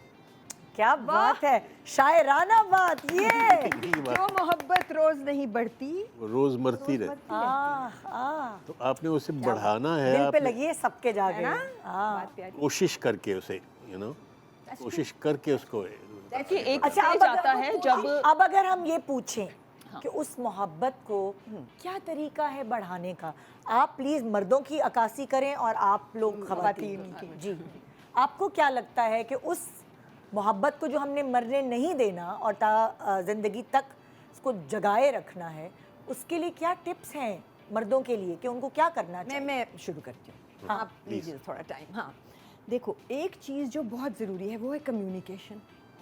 As in any and every relationship, एक चीज़ जो बहुत ज़रूरी है, चाहे माँ बेटे का रिश्ता हो, चाहे बाप का बच्चों से रिश्ता हो, चाहे बीवी और मियाँ का रिश्ता हो, कम्युनिकेशन बंद नहीं होना चाहिए हमारे यहाँ। और दोनों तरफ से, दोनों तरफ से सिर्फ ये ये सारी नहीं कि बातें एक दोनों कहे, तरफ से दूसरा हैं। सुने। शादी चलानी भी हाँ, दोनों ने है। एग्जैक्टली। शादी को रिवाइव हर स्टेज में करना और उसका प्रोटोकॉल समझना, बदलना, उसके लिए स्ट्रेटजी बनाना, अपना टुगेदर टाइम निकालना, ये सब दोनों ने मिलके करना है। अगर एक नहीं कर पा रहा तो दूसरे ने उसको याद कराना है कि देखो हमने अपना वक्त बिल्कुल छोड़ दिया है। सो ने मुझे भुला दिया, मैं क्या नहीं, कह रही थी? आपने बोला कि पहली जब शादी पे काम करना है मोहब्बत और बढ़ाना। मोहब्बत को मरने नहीं देना, उसको जगाए रखना है, तो उसकी टिप्स क्या है? आपने पहली टिप कही कम्युनिकेशन, हाँ, always talk to each other. ये तय कर लो कि ये शादी कितनी इंपॉर्टेंट है, और वो है, क्योंकि हमारे यहाँ, सॉरी आई एम आदमियों के खिलाफ छोटी सी बात करने लगी हूँ। नहीं, ज़रूर करें। हमारे यहाँ आदमी ये वो चौथी स्टेज में जाके फिगर आउट करते हैं, जैसे आपने अपनी ज़ॉम्बी स्टेट में जाके, so we can call it that, में जाके तय किया कि मुझे कंपेनियन चाहिए। उसी स्टेट में जाके सारे आदमी ये तय करते हैं कि मुझे कंपेनियनशिप चाहिए है, चाहे वो उस वक़्त बीवी खो चुके हों या बीवी के साथ हों। उससे पहले वो बिल्कुल दो लोग अलहदा ज़िंदगियाँ गुजारने पे आ चुके होते हैं, मतलब वो एक डिवोर्स्ड लाइफ गुजार रहे होते हैं। ये बहुत सारे घरों में मैंने देखा है। फिर वो वक्त आता है जब आदमी रियलाइज़ करता है कि नहीं, मुझे इस औरत की ज़रूरत है, अगर इसको कुछ हो गया तो मेरी ज़िंदगी काफ़ी मुश्किल में पड़ जाएगी, क्योंकि ये घर कौन चलाएगा? थोड़ा सा सेल्फिश बट स्टिल, बच्चों को कौन देखेगा? इनका क्या होगा? मेरी ज़िंदगी का क्या होगा? मैं बीमार हो गया तो क्या होगा? जो जिनकी बीवियां नहीं होती वो भी चाहते हैं कि कंपेनियनशिप में वापस जाएं। हम भी कहते हैं लोगों कमिंग को। बैक टू माय क्वेश्चन, मेरा क्वेश्चन है कि वो रिश्ता जो मरने नहीं देना, मैं आपको एक बात बताऊं, देखो, जब वो मेरी- कंपेनियनशिप जो आप रियलाइज करते हैं चौथी स्टेज में जाके कि मुझे इस औरत की ज़रूरत है, वो कहीं पहले से ही रियलाइजेशन करना निदा, थोड़ा सा हम पहले चलेंगे। मेरी जब शादी हुई थी तो मेरे हस्बैंड ने मुझे, आई डोंट नो कौन से कोई फिलोसोफर थे या कोई साइंटिस्ट थे जिसका गैलीलो आई गेस उनका नाम था शायद, उनका एक एक्सपेरिमेंट ऐसे ही मुझे उसने कहा कि एक बहुत चिल्ड पानी का ग्लास ले आओ। चिल्ड पानी का ग्लास रखा, एक उसने कहा कि बहुत गर्म पानी का ग्लास ले आओ, और एक रूम टेम्परेचर का पानी का ग्लास। चिल्ड, रूम टेम्परेचर और गर्म। उसने कहा अपनी दोनों हाथ एक चिल्ड पानी में डालो, एक उसमें ठंडे उसमें गर्म पानी में डालो हाथ। थोड़ी देर के बाद वो दोनों हाथ निकाल के अपने जो रूम टेम्परेचर का पानी है उसमें डालो। जो ठंडे से निकला है उसको वो रूम टेम्परेचर का पानी गर्म लगेगा, जो गर्म पानी से हाथ निकला है उसको वही रूम टेम्परेचर का जो है वो ठंडा लगेगा। तो सबसे पहले हमें ये तय कर लेना है, जो आपने पहले बात कही थी कि एक प्रीजुडिस होता है ना, कि पहले से हमने सोच लिया कि वहाँ से ये आना है या ऐसा होगा। आपने पहले तो ये सोचना है कि एक इंडिविजुअल, उसकी तरबियत बिल्कुल अलग माहौल में हुई है, मैं बिल्कुल अलग फैमिली में बिल्कुल अलग माहौल से तरबियत पाके यहाँ तक पहुँची हूँ। मैं जिस निदा की किसी बात को जिस तरह से रिएक्ट करूँगी, हो सकता है मेरा हस्बैंड उस तरह से रिएक्ट ना करे। उसकी पढ़ाई, उसका एक्सपोजर सब डिफरेंट होता है। हम चाहे इश्क में मुब्तला तो हो जाते हैं दो इंडिविजुअल, लेकिन हम सब अलग अलग जगहों से आए हुए होते हैं। हम सब अलग अलग माँ की गोद से तरबियत लेकर और बहुत सारी चीज़ें सीख कर आए होते हैं। तो हमें ये ज़रूर सोचना है, अगले को ये स्पेस ज़रूर देनी है। जो शादी की चलाने के लिए एक बहुत अच्छा, जो मेरे नज़दीक जो टिप है वो ये है कि आपने अगले को स्पेस ज़रूर देनी है कि वो कहाँ से आया, आपने फ़ौरन से रिएक्ट नहीं करना है किसी भी चीज़ पे। अगर आपने ये सोच लिया कि बहुत सारी ऐसी चीज़ें होती हैं, मेरी लैंग्वेज डिफरेंट होती है मेरे हस्बैंड से। मैं जब कोई बात करती हूँ ना, मैं कहती हूँ यार ये पानी तो पिला दो, तो वो कहता है मुझे ऐसा लगता है कि जैसे तुमने 4 दफ़ा बोला हो और मैंने नहीं पिलाया हो और तुमने कहा यार पानी तो पिला दो, हालांकि मेरा ये तरीका है यार पानी तो पिला दो, तो पहली दफ़ा मैं ये कहूँगी। तो समझने में जब हम दूसरे को वो देंगे ना, स्पेस देंगे समझने में भी, तब भी बहुत सारी चीज़ें आसान हो जाती हैं। हम सोचते हैं कि नहीं, जैसे मेरी माँ ने मुझे पाला है, जैसे मैं रिएक्ट करती हूँ उसको उसी तरह से बोलना चाहिए। आप क्या मेरे कहेंगी? जवाब अच्छा निदा, देखें इसमें जो है बहुत ज़्यादा ज़रूरी है इस चीज़ को समझना सबसे पहले कि ज़ाहिर कम्युनिकेशन ज़रूरी है और अलग अलग स्टेजेस के एक्सपेक्टेशंस और नीड्स को मिक्स नहीं करना है, ये भी बहुत ज़रूरी है।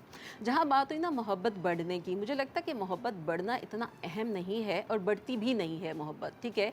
ये कहने की हद तक अच्छा भी लगता है। मोहब्बत इवॉल्व होती है, उसकी शेप्स चेंज होती रहती हैं। आपने देखा लोग कहते हैं कि बदल गए, लेकिन कहीं ना कहीं वो केयर या अच्छाई नज़र आ रही होती है क्योंकि इवॉल्व हो जाती है। वो मोहब्बत जो आप शादी से पहले या शादी के अर्ली पहले 2 साल में या 1 साल में कर रहे थे, वो सेम इंटेंसिटी नहीं रहती, बल्कि किसी भी इमोशन की सेम इंटेंसिटी वो रह ही नहीं सकती। Emotions keep on changing. अब यहाँ पे एक सबसे बड़ा टिप मैं देना चाहूँगी जो कनेक्टेड रहने का, अपने शेयर्ड गोल्स रखें मियाँ बीवी। यानी कि कोई ऐसा काम है जो दोनों मिलकर कर रहे हैं, जैसे कि जिम जाना है, कोई एक्टिविटी है, कोई हॉबी है, कोई ऐसे 1-2, ज़्यादा नहीं सही 1-2 कॉमन फ्रेंड्स रखें। शेयर्ड गोल तो बच्चों की परवरिश होती है। नहीं वो तो है, लेकिन बच्चों की परवरिश अगेन दैट रिस्पॉन्सिबिलिटी थिंग, ठीक है ना। उस रिस्पॉन्सिबिलिटी में आपको तो लगता है कि शेयर्ड गोल से रिश्ता जिंदा रहता है? बिल्कुल। देखिए फॉर एग्जाम्पल मैं मिसाल दूंगी हाँ। आपको ताकि लोगों को समझ आए। जैसे फॉर एग्जाम्पल हमें फलानी जगह घर खरीदना है, या हमें इमिग्रेशन लेनी है, या हमें वो गाड़ी खरीदनी है, ठीक है, तो वो जमा connected करेगी अगर वो रहते काम नहीं कर रही। आपका कहने का मकसद है कि कोई एक आप फिनिशिंग लाइन बनाते रहे अपनी जिंदगी में, आप गोल्स एक खत्म कनेक्टेड हो तो रहते दूसरे। हैं एक दूसरे से। देखें बात ये है कि कम्युनिकेशन गैप बहुत ज़्यादा आ जाता है ना, आप एक दूसरे से पूछते रहते हैं, बात करते रहते हैं। और अगर कोई बड़े गोल्स नहीं रख सकते, छोटे छोटे गोल्स रखिए, छोटी छोटी एक्टिविटीज़ रख लीजिए। जहाँ तक बच्चे की बात है, अगेन वहाँ पे तो रिस्पॉन्सिबिलिटी की बात आ जाती है। वहाँ पे आप पे चले जाएं, वहाँ पे आप अगेन पेरेंट बन जाएंगे। आप हस्बैंड वाइफ नहीं रहते, वहाँ पे पेरेंटिंग आ जाती है। लेकिन इन्होंने बहुत अच्छे से समझाया कि आप अलग अलग गोल्स रखते रहें और ये जिंदगी में। वो चीज़ है जो आपको प्रैक्टिकली हेल्प करेगी, हाँ ये बहुत ज़रूरी है। हाँ सही। अब आपने कुछ सोचा? काफ़ी टाइम दे दिया हाँ, उनको। नहीं देखें, बहुत सी बातें मेरे जहन में आ रही हैं। चंद। एक तो ये है कि अना जो है हाँ। इंसान की, मैं, ईगो। ईगो जो है वो उसकी हद से ज़्यादा बढ़ जाती है जब, चाहे आदमी की हो या औरत की हो। एग्जैक्टली। आमतौर पे आदमी की ज़्यादा होती है, तो वो उससे बहुत ख़राबियाँ पैदा होनी शुरू हो जाती हैं। न सिर्फ शादी के मामलात में बल्कि हर मामले में मैं समझता हूँ। तो इस बात की कोशिश करना कि और इस बात का चेक रखना या अपने आप को देखते रहना, रिफ्लेक्शन जिसे हम कहते हैं। लेकिन कैसे पता चले कि मैं इगोइस्ट हूँ? मुझे तो नहीं पता चलेगा। पता चल जाता है लेकिन इंसान अगर आप रिफ्लेक्ट करते हैं, अगर आप अपने अमल के बारे में सोचते हैं, जो कि हर इंसान को सोचना चाहिए। एग्जैक्टली। अपने अमल के बारे में बहुत से लोग सोचते ही नहीं है। वो Exactly. सोचते हैं कि बस मैं तो अपने आप को जस्टिफाई जो भी करते है रहते हैं वो, अंदर ही हाँ, अंदर। साथ साथ चलता हाँ। चल, कभी मुड़ के नहीं देखते, कभी ऊपर से किसी बुलंद मकाम से नहीं सोचने की कोशिश करते कि मैं क्या कर रहा हूँ या मेरा फलां एक्शन था, उसका क्या, व्हाट वाज आई डूइंग, उसके Circumstances रिपरकशंस होंगे क्या होंगे, वो नहीं सोच रहे होते। तो अगर रिफ्लेक्ट करने का अमल आप सीख लें, जो कि एक तालीमी याफ्ता इंसान में तो होना ही चाहिए, एटलीस्ट हर किसी में होना चाहिए वैसे तो फिर ज़रा निस्बतन आसानी हो जाती है ज़िंदगी में। और हर मामले में जो कि कोई सबसे मुश्किल बात यह है, दो इंसानों को एक साथ रहना। I think this is the toughest possible situation, और उम्र भर के लिए तकरीबन एक दूसरे के साथ रहना जो है, ये it's an unnatural kind of an act. इसको इसीलिए जैसे उन्होंने कहा ना कि इसको आपने कोशिश करके निभाना होता है और मुख्तलिफ स्टेजेस को समझ के उसके हिसाब से चलना होता है, क्योंकि ये खुद ब खुद उसको आज़ाद ऐसे छोड़ देने ऑटो से पे छोड़ेंगे तो फिर वही वाली चीज़। उसमें गड़बड़ेशन हो सकती है। क्योंकि आपकी तवक्कुआत होती हैं, और मसलन आपकी बीवी है, वो बच्चों में मसरूफ़ है, वो घर के काम कर रही है, उसको ये नहीं इतना वक्त कि वो कुछ अपना अपना ख्याल करे, बन संवर के बैठे या कुछ और करे, या वो एक आप घर जाते हैं तो आप देखते हैं कि वो बुरे हाल बांके दिहाड़े जो भी होता है, तो वो she is justified because she doesn't have time for it, and वो उसके जहन में वो प्रायोरिटी नहीं है। लेकिन आप देखते हैं कि बाहर जाने के लिए सिर्फ हम तैयार होते हैं, यानी दूसरों के लिए, दूसरों को दिखाने के लिए, और वो ऐसा नहीं होना चाहिए। आपकी असली ज़िंदगी तो एक दूसरे के लिए या आपस में है ना। तो वो छोटी छोटी चीज़ें आपको बाज़ औक़ात डिसअपॉइंट करती रहती हैं। और अगर आप हम सारी दफ़ा यही क्यों कहते हैं कि औरतें तैयार हो, आदमी जो नहीं, फटी हुई आदमी बनियान भी- पहन के बैठा रहता है पूरे वक्त, उसको हम क्यों नहीं बोलते आदमी भाई? of course, औरत को भी तो चाहिए वो। नहीं, मैं दोनों की बात कर रहा हूँ। मैं सिर्फ- आदमी भी बहुत करते हैं, वो अपना ख्याल करना छोड़ देते हैं। आप रील्स देखेंगे आजकल के, देखिए मैंने आदमी के इतना जमाने बड़ा की पेट निकला हुआ होगा, लेकिन वो औरत को कहेगा तुम दुबली नहीं हो, फला इतनी खूबसूरत लग रही है। वो सही कह रही है, उसको भी अपना ख्याल रखना है। बिल्कुल। एक दरअसल- छोटे से ब्रेक के बाद हम इसे कंटिन्यू करेंगे कि अगर हस्बैंड्स चाहते हैं कि बीवियां सजी संवरी हुई हों और उनके लिए हर दम ऐसे ही रहें जैसे वो पहले थी, तो औरतें भी चाहती हैं कि उनके आदमी भी अपने आप को फिट रखें और खुशबू लगाएं और फटी हुई बनियानें फेंक दें, चाहे वो कितनी भी कंफर्टेबल हो। छोटे से ब्रेक के बाद रहे हमारे साथ। Good morning Pakistan.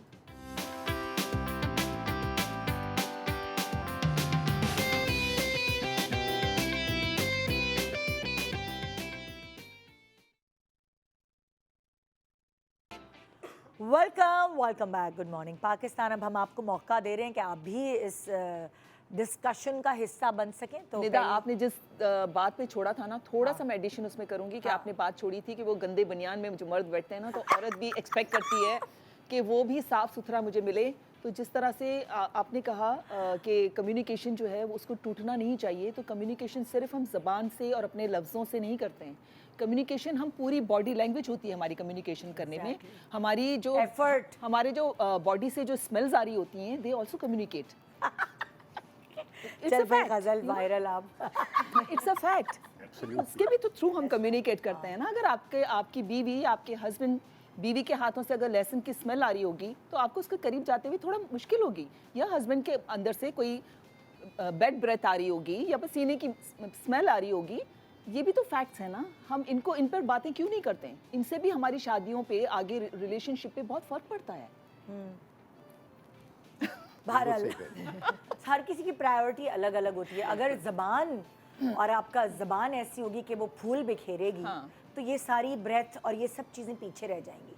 चाहे आप में से कितनी भी खुशबू आ रही हो, कितना ही परफ्यूम वो लगा तो है, है। ज़बान से अगर आपकी तलवार वाली धार वाली बातें निकलेंगी, वो भाड़ में जाएगी। और वो निदा, पता है क्या है breath। कि जब शादियां होती हैं ना, तो लड़की को ज़्यादातर जो ब्यूटी होती है ना, ब्यूटी में पावर है, नो डाउट, लेकिन सिर्फ ब्यूटी शादी नहीं चला सकती आपकी।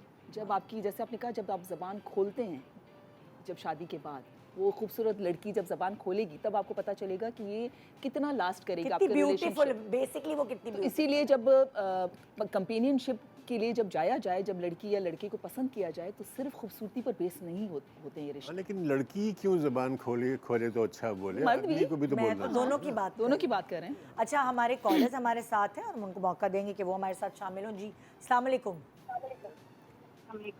आवाज़ आ रही है आप लोगों को? जी जी, आवाज़ आ रही है आपकी। मेरा जी। नाम काम्या है और मेरी शादी को 6 बहुत हल्के आ रही है। बहुत हल्की आवाज़ आ रही है, स्पीकर बढ़ाएं ज़रा। काम्या है। मेरी शादी को 6 महीने हो गए। अच्छा जी, आगे बोलें और मेरी आवाज़ बंद जी करें। जी जी, मेरी शादी को 6 महीने हो गए हैं और मैं अपने माँ बाप की लाडली हूँ। हमेशा से उन्होंने मेरे नखरे उठाए हैं, मगर जो है अब 6 महीने से मैं अपने शौहर के नखरे उठा के थक गई हूँ। समझ नहीं आती किस बात पे मुंह बन जाता है और बताते भी नहीं है। जब पूछो तो क्या कहते हैं, पानी तुमने मुझे पानी नहीं दिया, मुंह बन गया। तुमने फला रिश्तेदार से क्यों बात की, मुंह बन गया। तुमने फला कलर क्यों पहना है, मुंह बन गया। मगर अब पूछो तो 2-2 दिन तक मुझसे बात नहीं करते और पूछो फिर नखरे दिखाते हैं, मुंह भूल जाते हैं। मैं इन सब चीज़ों से इतना तंग आ गई हूँ कि बस। बहुत नखरीले हैं इनके मियाँ, शादी को भी 6 महीने हुए हैं। कह रही हैं उनके पहले नखरे जो है वो अम्मा अब्बा उठाते थे, लेकिन यहाँ आके उनको अपने शौहर के नखरे उठाने पड़ रहे ये हैं। तो- तो नखरे किस ये तो स्टेज तक उठाने वक्त चाहिए से भाई? पहले ही नखरीले हो गए हैं, क्योंकि अभी तो 6 महीने हुए हैं अगर शादी को। हाँ, ये तो एक डिस्कवरी वाला फेज है। इसका और डिस्कवरी का पीरियड होता है जिसमें आप एक दूसरे को स्पेस देते हैं, एक दूसरे की बात समझने की कोशिश करते हैं। अब ये तो इनका वर्जन है, हो सकता है उनका वर्जन कुछ और हो इसके मामले में, क्योंकि वन साइडेड स्टोरी है ना। लेकिन बहरहाल ये डेफिनेटली एक गलत बिहेवियर है जिसको मैं तो किसी तरह डिफेंड नहीं कर सकता।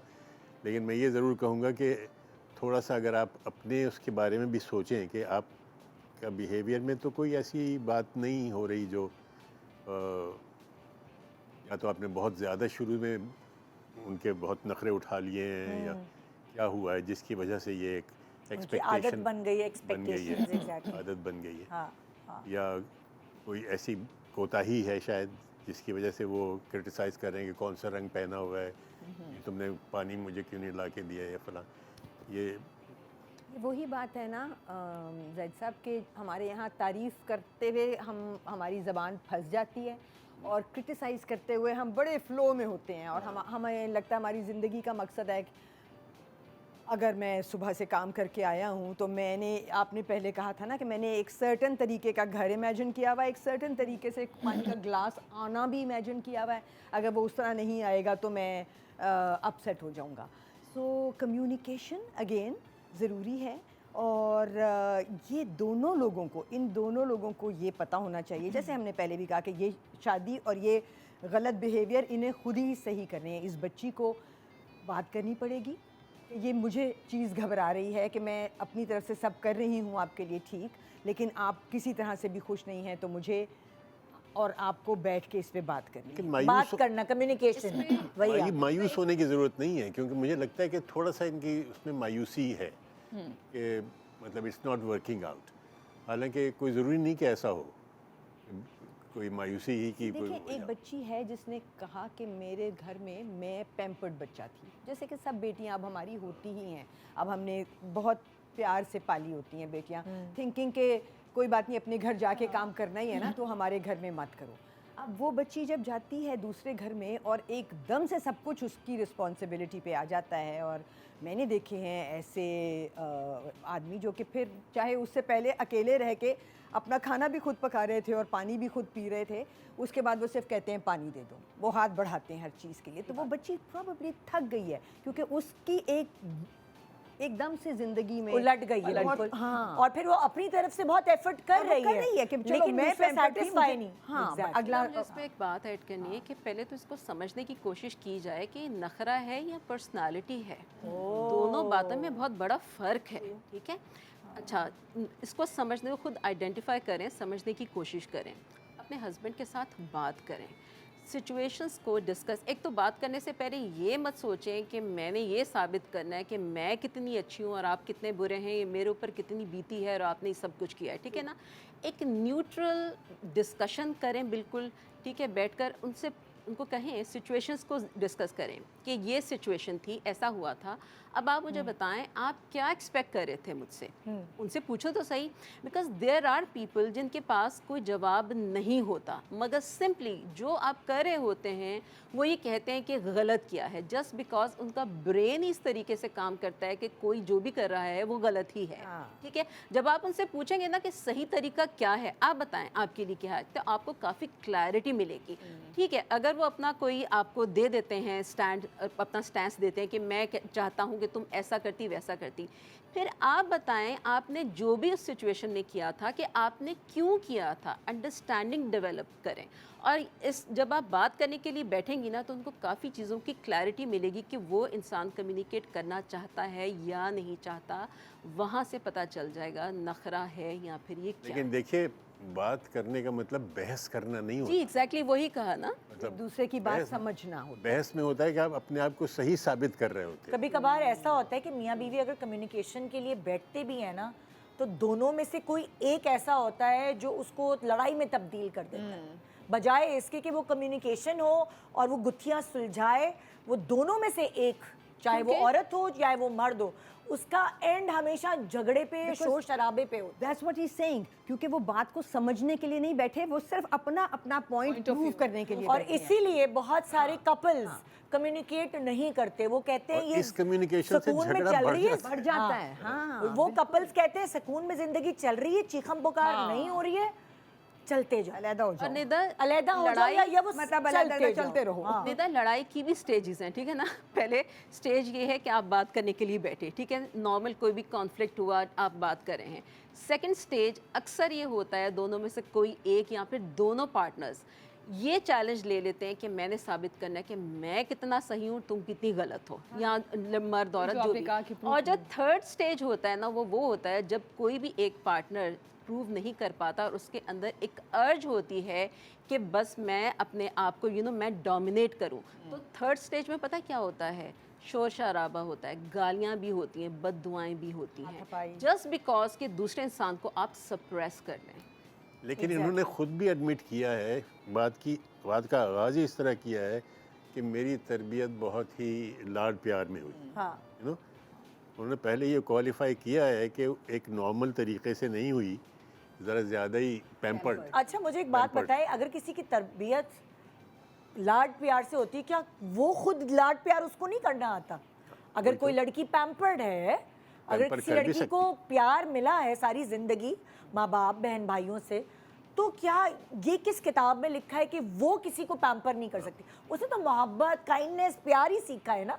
तो ये किस किताब में? एक बात ये, और दूसरी बात ये कि एकदम से फिर उसकी मोहब्बत यहाँ पे आके खत्म नहीं हो, उसको भी पैम्परिंग स्टिल चाहिए। एग्जैक्टली, यानी ये नहीं कि है कि वाइस अब वर्सा है। चूंकि मैं पैम्पर्ड हूँ, मुझे पता है कि पैम्पर कैसे करते हैं, तो मैं तुम्हारा ध्यान रखूंगी, बट मेरे लिए अब कोई भी नहीं है। तो वो जब वापस भी जाएगी माँ बाप के पास to get that affection, attention जो उसका हक भी है और उसको मिलती रही है, आदत भी है, तो फिर भी एक रिजेंटमेंट आएगी कि तुम तो उधर ही जाती हो बार बार। तो ये थोड़ा सा बैलेंस होना चाहिए, दोनों को एक दूसरे को पैम्पर करना। यहाँ पे एक पॉइंट पे मैं दोबारा अटेंशन दिलाना चाहती हूँ कि यहाँ मेरी अंडरस्टैंडिंग जो बन रही है, पैम्परिंग की बात ही नहीं है। यहाँ पे बात ये है कि वो जो भी कर रही हैं, उनके हस्बैंड वो रिजेक्ट कर रहे हैं। ये एक सिचुएशन डिफरेंट है, पैम्परिंग से नेक्स्ट स्टेज पे है ये। लेकिन वो कि उनका समझ कोई रही भी- हैं, जी, वो ये समझ रही हैं कि वो रिजेक्ट कर, क्योंकि मूड ऑफ है ना। ज़रूरी नहीं कि वो रिजेक्ट हर बात कर रहे हो। देखें लेकिन उन्हें लग रहा है कि मसलन 2-3 उन्होंने एग्जाम्पल दिए ना, कि मैं कोई चीज़ बनाती हूँ या कोई गिलास पानी का भी दूँ, या अगर वो कोई कपड़े पहनूँ तो वो कहते हैं कि ये रंग नहीं ठीक है। तो ये हो सकता है उसके एक जेन्युइन व्यूज़ भी तो हो सकते हैं उस शख्स के। और शायद ये ज्यादा ले रही हूँ अपने हाँ, ऊपर, ये ज्यादा शायद ओवर सेंसिटिव हो। ओवर सेंसिटिव हो रही है। पर्सनालिटी, हाँ, दोनों की पर्सनालिटी मैटर करती है। लेकिन उनके काम को निगेट कर रहे हैं ना, तो ये पैम्परिंग है नहीं, ये बिल्कुल दो अलग अलग लोग एक साथ रह रहे हैं जहाँ पे कम्युनिकेशन की बहुत ज़्यादा ज़रूरत है। हाँ, ओके जी, अगला कॉलर या अगली कॉलर जो भी है जी। हेलो, अस्सलाम वालेकुम। जी वालेकुम सलाम। जी, मेरा नाम आयशा है, मैं कराची से बात कर रही हूँ। मेरी शादी रिसेंटली 6 महीने हुए मेरी शादी को, ठीक है। हमारी लव मैरिज हुई है। मैं एक जॉइंट फैमिली में गई हूँ, ठीक है। मेरी जॉइंट फैमिली में गई हूँ। मेरा मसला ये है कि मेरे जो सास है और मेरी जो ना जेठानी है ना मेरी, उनसे बन नहीं पा रही, क्योंकि मेरे सास ने मुझे जिम्मेदारियां देनी शुरू करी। अब शुरू के 2 महीने तो बहुत अच्छा रहा, लेकिन उसके बाद उन्होंने मुझे जिम्मेदारियां देनी शुरू करी। मैं भी उनकी जिम्मेदारियां उठाने की कोशिश कर रही हूँ, लेकिन हमारे बीच में एडजस्टमेंट हो नहीं पा रहा है ना। हम कभी मेरी जेठानी से अनबन हो जाती है, कभी मेरी सास कहती है कि तुम ये करो वो करो, ये काम भी कर लो। मेरी जेठानी के बदले के काम भी मुझे दे देती है। अब मैं बातों का अगर अपने हस्बैंड से बोलती हूँ कि यार ज़्यादा बटन है, थोड़ा हम मिलजुल के कर लेंगे, तो कहते हैं भाई मैं कुछ नहीं कर सकता, मैंने वैसे घर वालों के खिलाफ जाके तुमसे शादी की है, लव मैरिज करी है। अब जो है मैंने उनकी एक बात नहीं मानी है, लेकिन अब तुम्हारे को उनकी हर बात माननी है। तुम उन्हें जिस तरह से भी कर सकती हो उनके साथ करो एडजस्टमेंट। और मैं भरपूर कोशिश करती हूँ कि मैं उनके साथ एडजस्टमेंट कर सकूँ, उनके साथ उनकी हर बात मानूँ, उन्हें किसी तरह नाराज़ ना करूँ। लेकिन फिर भी कोई ना कोई कहीं ना कहीं मेरे अंदर खामी रह ही जाती है, क्योंकि उनकी जो पहली बहू है ना वो उनके अपने ही खानदान से है और मैं गैरों में से आई हूँ। तो इस वजह से हमारे बीच में इतने लड़ाई हमारे मसले मसाइल होने लगे कि मैं सब चीज़ों से परेशान होकर अपने घर आके देख रही हूँ 15 दिन से। अब जब से मैं अपने घर आई हूँ, ना मेरे हस्बैंड की कोई कॉल आ रही है, ना कोई मैसेजेस आ रहे हैं, ना कुछ। अभी 2-3 दिन पहले ही उनका एक मैसेज आया कि भाई जो करना है देखो तुम्हें ही करना है, मैंने तो उसके खिलाफ जाके तुमसे शादी करी है, सब कुछ करा, मैंने उनकी एक बात तुम्हारी बात रखी है, उनकी नहीं रखी, तब तुम्हें मेरी बात रखनी है। ये अब क्या वो ये बात इम्तिहान है? समझने को या तैयार ही नहीं कि मैं उनकी बात रखने के लिए उनकी अम्मी की, उनकी भाभी की हर बात मानती हूँ, करती हूँ, जिम्मेदारी उठाती हूँ, मगर वो किसी तरीके से भी ना मेरे हर काम में उनको बस कोई ना कोई मसला हो ही जाता है कि नहीं ये चीज़ ऐसे है, तुम नहीं समझोगी, तुम्हें नहीं आएगा, ये बड़ी बहू है, ये मेरे खानदान की बहू है, इसको सब आता है। तो बस क्या सारी जिंदगी ये बेचारी इसी एहसान तले दबी रहेंगी कि मैंने तुमसे उनके खिलाफ जाके शादी की है, तो अब तुम उनको सारी ज़िंदगी मनाते रहो। एक ब्रेक के बाद हम वापस आएंगे और आपका जवाब फिर हम सब मिलकर आपकी हेल्प करेंगे। Good morning Pakistan.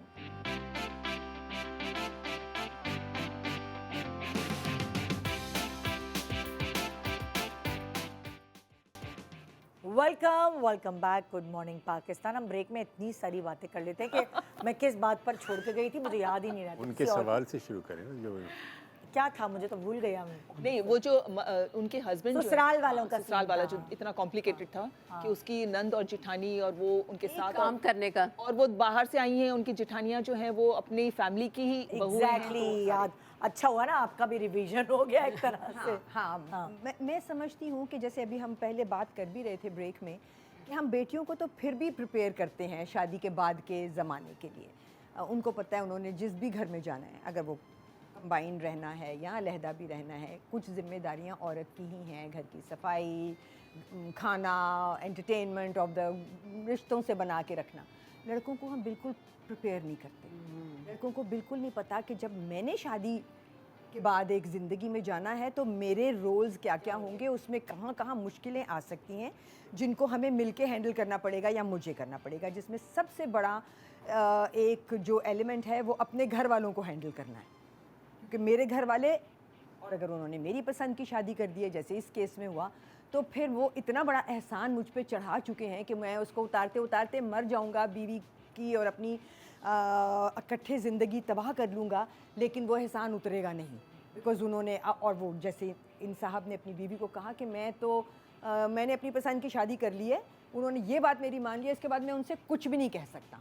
अब वो मुझे जो करवाएंगे वो मैं करता ये जाऊंगी। बिल्कुल ऐसा ही है कि जैसे कोई कर्ज है जो ले लिया है, अब अदा करते रहना है हमें वक्तन फवक्तन। और नहीं प्लीज आपकी ज़्यादा No, no, राय जो है वो अच्छा, शादी के मामले मुझे लगता है कि जो टाइम हम शादी की तैयारियों में, जैसे कि फोटोग्राफर, हॉल बुक करवाना, कपड़े, खाना, डांस प्रैक्टिसेस में गुजारते हैं ना, उसका आधा टाइम अगर हम इसमें, आधे से भी आधा अगर इसमें गुजार लेना कि शादी के बाद कॉन्फ्लिक्ट्स को कैसे हैंडल करना है, रिस्पॉन्सिबिलिटीज़ क्या हैं। काउंसलिंग को जो है ना Yes. वो बनाना चाहिए, लागू करना चाहिए। लाजमी, उससे पता लाजमी। चले आपको कि आपकी रिस्पॉन्सिबिलिटीज़ क्या हैं, ड्यूटीज़ क्या हैं, आप कोई आपके क्लासेस राइट्स, शुरू करें ना प्लीज। आपकी सॉरी आप कोई क्लासेस शुरू करें कि इसके भी कोई सीरियसली इसकी सर्टिफिकेट्स होने चाहिए, ये कोई Exactly. क्लासेस होनी चाहिए, क्योंकि हर माँ बाप ये चाहते हैं कि उसके बच्चे की अच्छी अज़दवाजी मैं तो कहती हूँ ज़िंदगी शादी गुजरे। से पहले कंपलसरी होनी चाहिए, शादी के बाद भी कंपलसरी होनी चाहिए, पेरेंटिंग के लिए बहुत ज़रूरी है।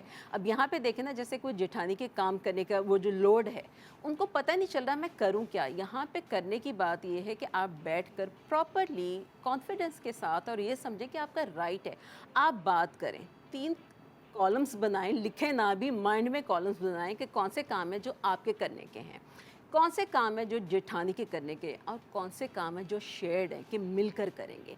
क्लैरिटी है, अभी कोई क्लैरिटी नहीं है आपके पास कि उन्होंने कोई भी काम कह दिया आपने कर लिया, क्योंकि आप ऑलरेडी सप्रेस्ड हैं कि उन्होंने कोई एहसान किया हुआ है, वो कर्ज दिया था। और आपने प्रूव करना है घर वालों को कि मैं आपके बेटे की चॉइस गलत नहीं है। हाँ। एक्चुअली ये प्रूव करना जो है ना, ये उनके लिए, बेचारी लड़कियों के लिए भी और बहुत जरूरी सही है। चॉइस क्या कहलाती है? जो सैक्रिफाइसेस करे, एडजस्ट करती रहे, कॉम्प्रोमाइजेस करती रहे, ये सही चॉइस है। लेकिन ये सही कब तक और कितना, there is no end to it.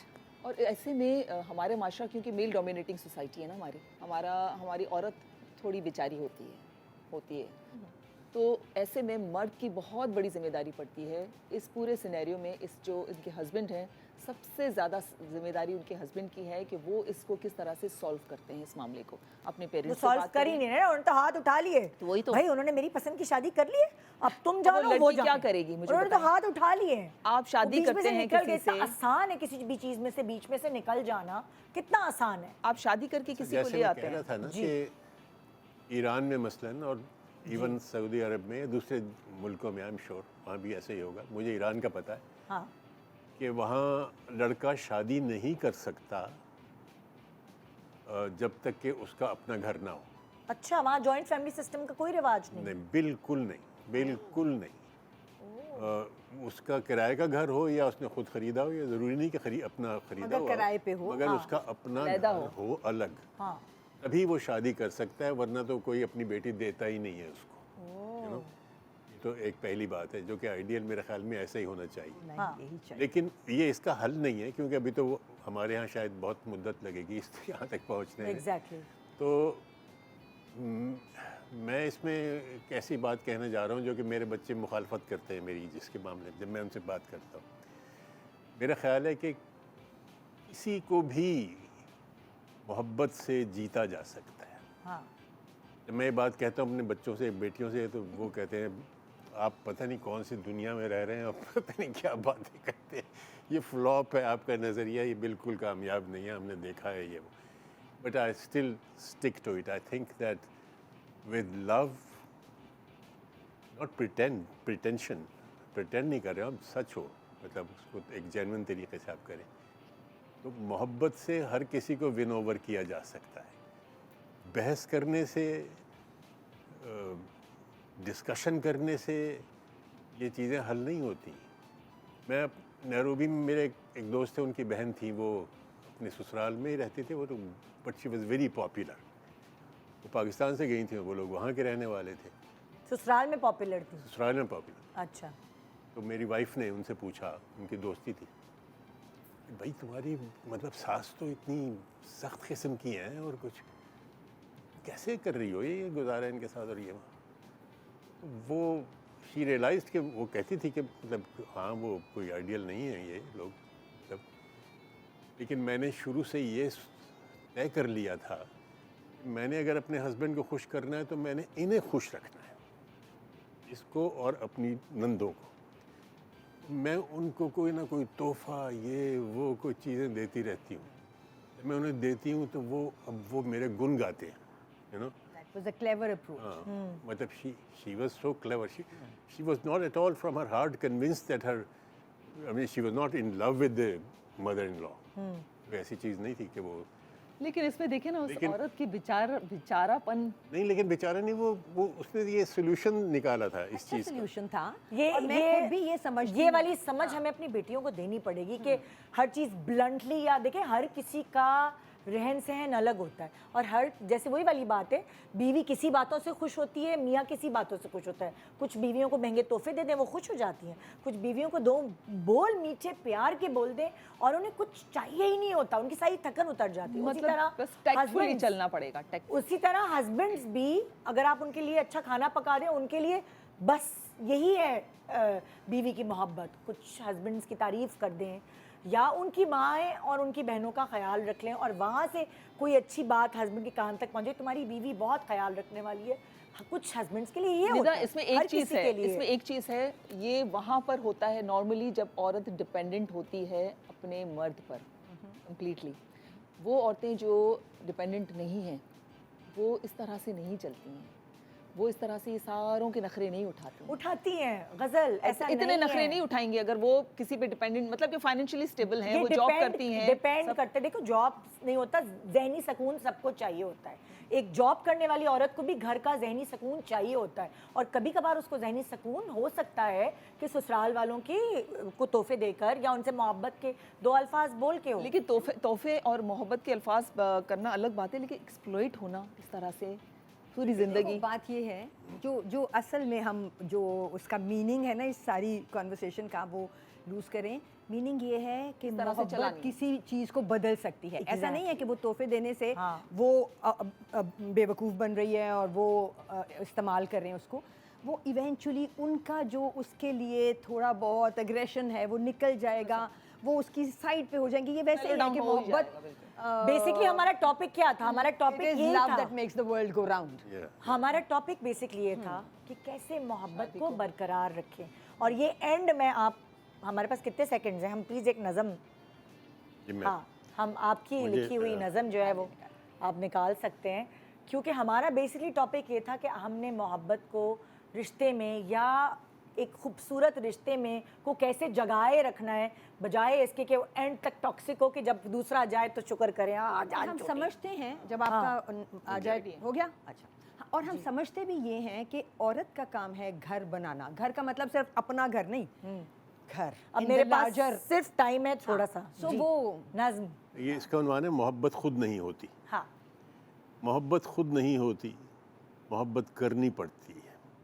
ये बिन मांगे मुकफ़ल क़ल्ब पर नाजिल नहीं होती, मोहब्बत खुद नहीं होती। ये सच है हर किसी दिल में मोहब्बत करने वाले रब ने इसका बीज रखा है, मगर कंकर ज़मीं कर लो, नमी को खुश्क कर दो, रोशनी आने नहीं दो तो भला कब फसल उगती है। क्या बात, अब अपनी नोके मिशगां से तुम्हें भी खाक अपनी खोदनी होगी और अपनी सारी खेती आंसुओं से गोदनी होगी। वफ़ा के बीज को पत्थर में कोई बो नहीं सकता, ये चाहत है बिना चाहे मिले ये हो नहीं सकता। रियाजत करना पड़ती है, मोहब्बत खुद नहीं होती, क्या मोहब्बत बात करना पड़ती है। ओफ ओफ, इससे बेहतर कंक्लूजन इस शो का नहीं हो सकता था। सो बातों ही बातों में, हमें नहीं पता हमने क्या बातें की, अगर कुछ समझ आई हो तो इम्प्लीमेंट कीजिए अपनी लाइफ पर और मोहब्बत करते रहिए। शादी के बाद मोहब्बत ख़त्म नहीं होती, उसकी शक्ल बदल जाती है, हर स्टेज की शक्ल अलग होती है। So good morning Pakistan, thank you so much आप सब लोगों की इतनी प्यारी प्यारी टिप्स का। खुदा हाफ़िज़।